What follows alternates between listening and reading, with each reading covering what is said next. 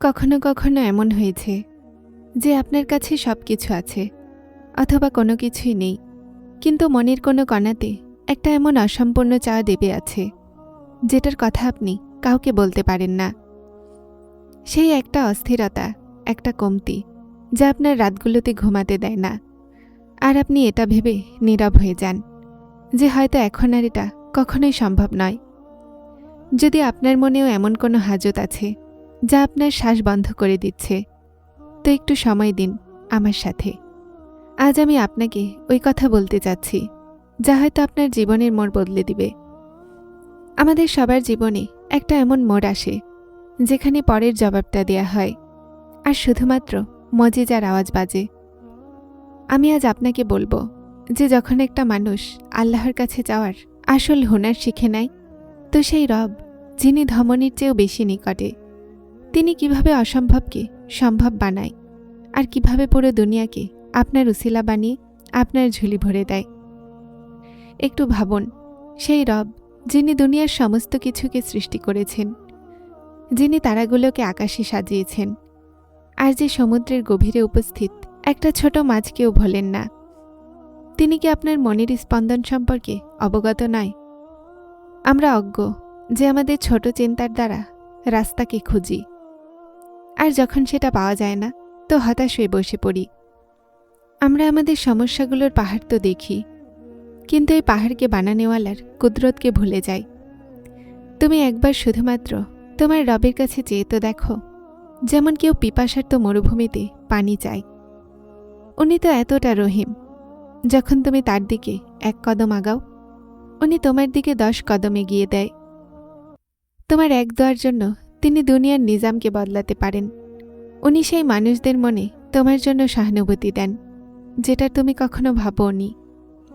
তোমার মনে হয় যে তোমার পরিস্থিতি খুব কঠিন, কিন্তু মনে রাখো যে আল্লাহ আগুনকে ইব্রাহিম আলাইহিসসালামের জন্য ঠান্ডা করে দিয়েছিলেন, তিনি কি তোমার জন্য রাস্তা বানাবেন না?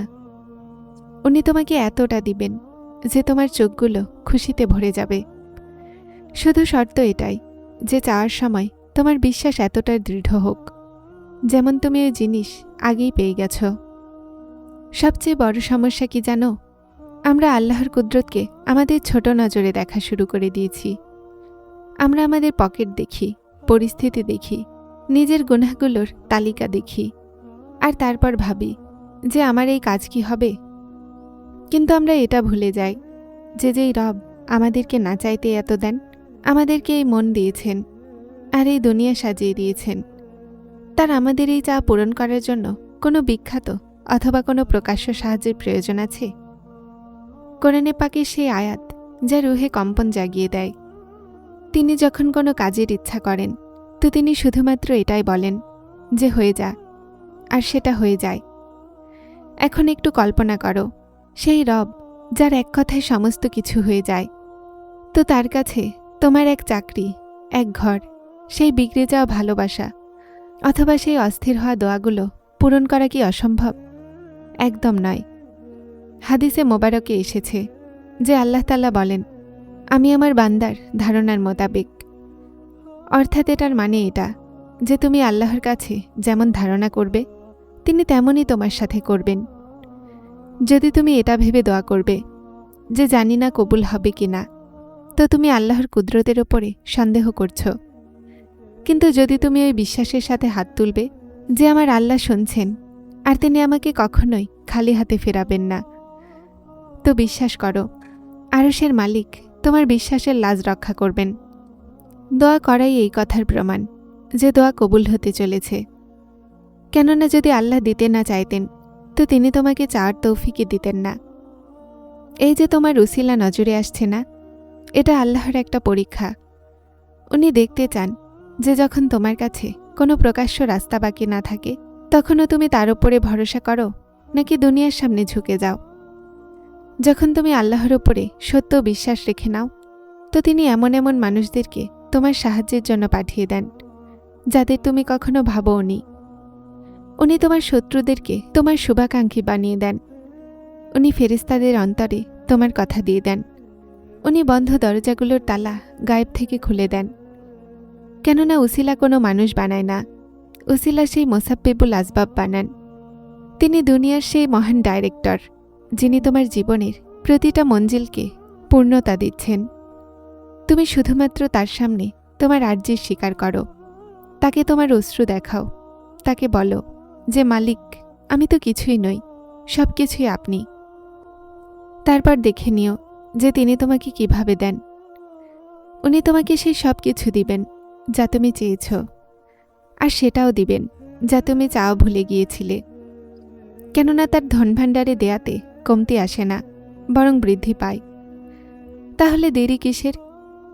যখন তোমার এটা বিশ্বাস হয়ে গেছে যে তোমার রব তোমার ধারণার চেয়েও বেশি নিকটে, আর তিনি তোমার নীরব চাপা কান্নাও শোনেন, তো তাহলে এই উদাসীনতা কিসের? আমরা অনেক সময় এই অভিযোগ করি যে আমি তো অনেক চেয়েছি, কিন্তু আমি পাইনি। কিন্তু আমরা এটা দেখা ভুলে যাই যে আল্লাহ আমাদেরকে এর চেয়ে কত উত্তম দিয়েছেন যা আমরা চাচ্ছিলাম। মনে রাখো, আল্লাহ যখন তোমাকে তোমার পছন্দের জিনিস দিয়ে দেন, তো এটা তার দয়া। আর যদি তিনি তোমার পছন্দের জিনিস দিয়ে দেন, তো সেটা তার ভালোবাসা। কেননা তিনি জানেন যে যেই জিনিসের পেছনে তুমি পাগল হচ্ছ, সেটা তোমার হকে খারাপও হতে পারে।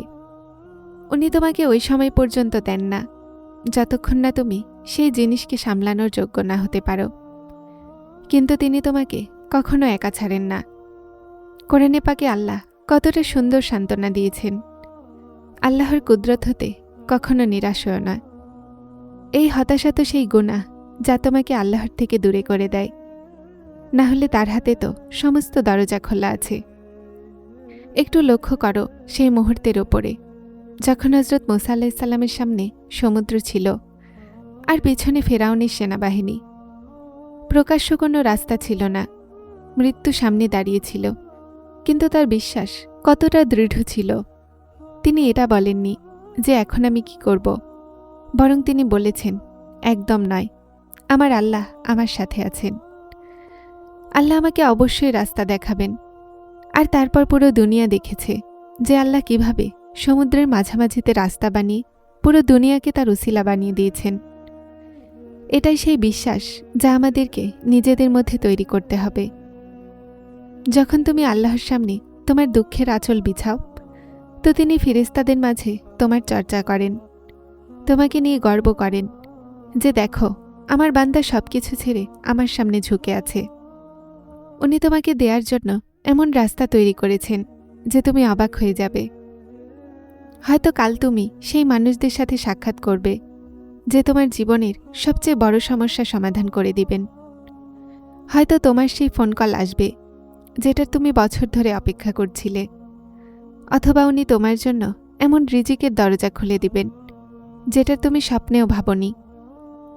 এটা আল্লাহর সেই প্ল্যানিং হবে যেটা আল্লাহ তোমার জন্য তখন শুরু করেছিলেন যখন তুমি রাতে জায়নামাজে শুয়ে কাঁদছিলে। আল্লাহ কখনোই তার বান্দার অশ্রু জায়া করেন না। উনি এক এক ফোঁটা অশ্রুর হিসাব রাখেন। এই অশ্রুগুলোর বদলে তিনি এমন খুশি দেন যে মানুষ আগের সমস্ত দুঃখ ভুলে যায়। আপনি জানেন আল্লাহর আপনার দোয়ার প্রয়োজন নেই, কিন্তু আপনার আল্লাহর প্রয়োজন। উনি তো গণী, সর্বশক্তিমান, কিন্তু তার বান্দার চাওয়া তার খুব পছন্দ। উনি চান যে তুমি তাকে ডাকো, তুমি তাকে বলো যে তুমি কতটা দুর্বল, যেন উনি তোমাকে তার ক্ষমতায় দিতে পারেন। যারা চ্যানেলটিতে নতুন এসেছেন তারা হেদায়েত চ্যানেলটিকে সাবস্ক্রাইব করে আমার সাথে থাকুন এবং অবশ্যই ভিডিওগুলোকে লাইক শেয়ার করবেন। আসসালামু আলাইকুম।